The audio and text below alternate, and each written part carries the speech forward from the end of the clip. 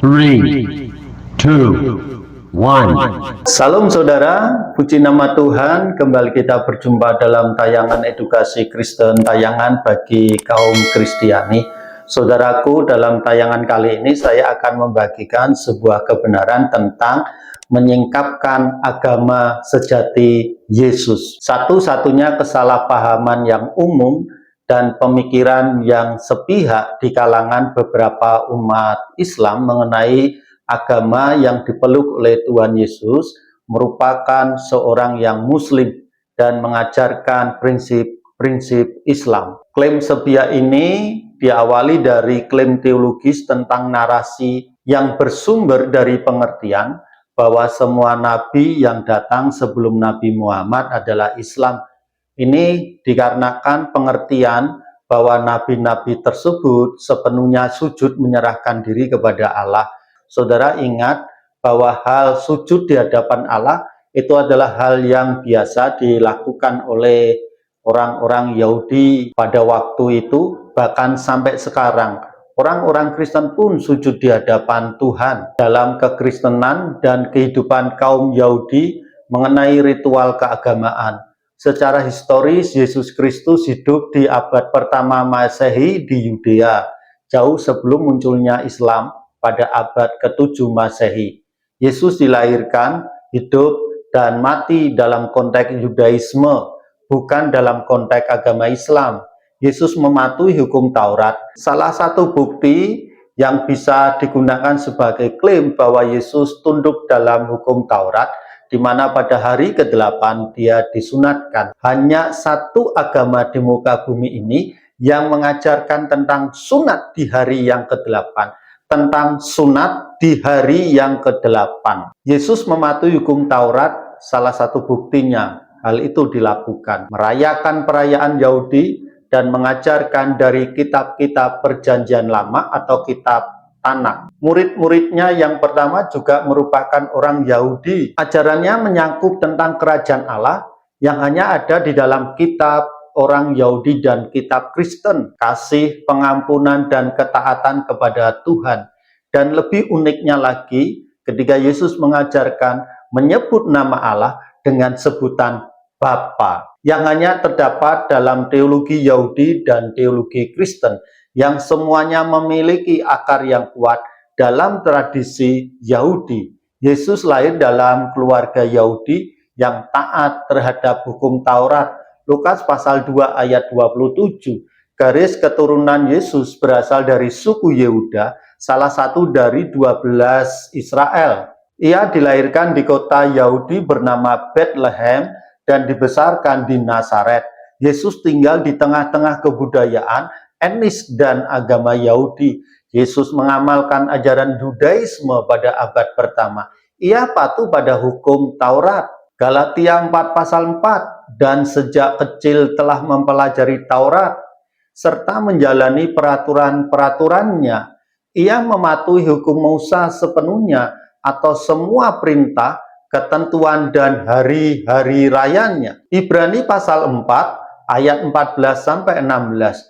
Tidak hanya mematuhi hukum, ia melaksanakan dan memenuhi ketentuan dengan sempurna. Matius pasal 5 ayat 17-18 dan Roma pasal 10 ayat 4. Yesus beserta murid-muridnya merayakan Paskah Yahudi, merayakan hari raya yang tidak disebutkan namanya dalam Yohanes pasal 5 ayat 1. Ia hadir di kebaktian dan mengajar di sinagog Yahudi. Tempat ibadah sinagog hanya ada di kaum Israel dan kaum Yahudi.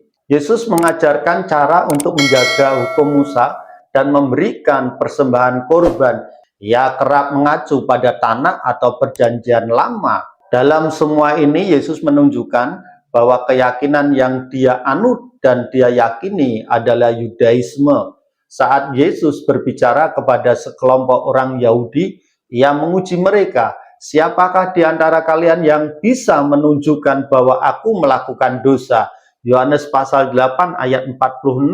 Apabila Yesus pernah melanggar di dalam memelihara hukum Yudaisme, tentu saja para lawannya bisa berbicara dan memanfaatkan momen ini untuk menuduhnya. Namun Yesus sukses membungkam para pengkritik. Yesus memberikan kritik yang tajam kepada para pemimpin agamanya. Penting untuk diingat bahwa kritikan Yesus terhadap kaum Farisi dan ahli Taurat dan kaum Saduki bukanlah kritik terhadap hukum Musa atau Yudaisme pada saat itu. Tuduhan Yesus terhadap orang-orang munafik, pejabat yang korup, dan orang-orang yang merasa benar sangat bertolak belakang dengan dukungannya kepada mereka yang setia kepada Allah dan menjalani iman mereka dengan tulus.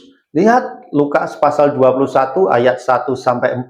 Yesus mengkritik pemuka agama karena ajaran yang mereka sampaikan adalah perintah dari manusia. Dalam dua peristiwa, Yesus mengusir para pedagang di bait Allah. Tujuan dari langkah ini bukan untuk merusak Yudaisme, melainkan untuk menyempurnakannya. Yesus adalah seorang Yahudi yang menjalankan hukum dengan sempurna. Kematiannya menandai berakhirnya perjanjian lama yang dibuat antara Allah dan Israel. Hal ini terlihat di saat tirai bait Allah itu terbelah dua dan dia membuka sebuah lembaran baru dalam perjanjian baru dengan kaum Israel dan seluruh umat manusia yang bersedia menerima Yesus sebagai Tuhan dan Juru Selamat. Gereja yang pada awalnya menunjukkan elemen-elemen Yudaisme dan Yahudi Mesianik yang kuat, dan mayoritas orang percaya di permulaan merupakan individu Yahudi. Saat orang-orang mulai menyebarkan kabar tentang Yesus yang telah bangkit sebagai Mesias, orang-orang Yahudi mulai menjadi menolak mereka, dan mereka terpaksa memutuskan semua ikatan dengan Yudaisme. Kisah Para Rasul pasal 13 ayat 45-47.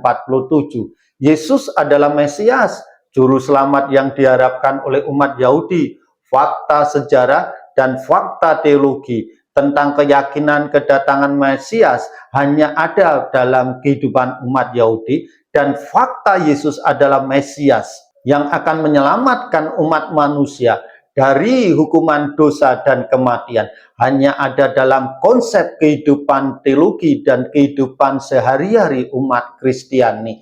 Ingatlah, mulai hari ini jangan pernah membuat narasi yang menyesatkan tentang agama Yesus, karena tayangan ini memberikan sesuatu yang benar tentang apa yang Yesus yakini dan apa yang Yesus lakukan sepanjang hari-hari kehidupannya di muka bumi. Dan tak kala dia naik ke surga, dia akan datang kembali ke dunia untuk mengangkat kita yang senantiasa menaruh pengharapan akan kehidupannya di masa yang akan datang. Puji nama Tuhan.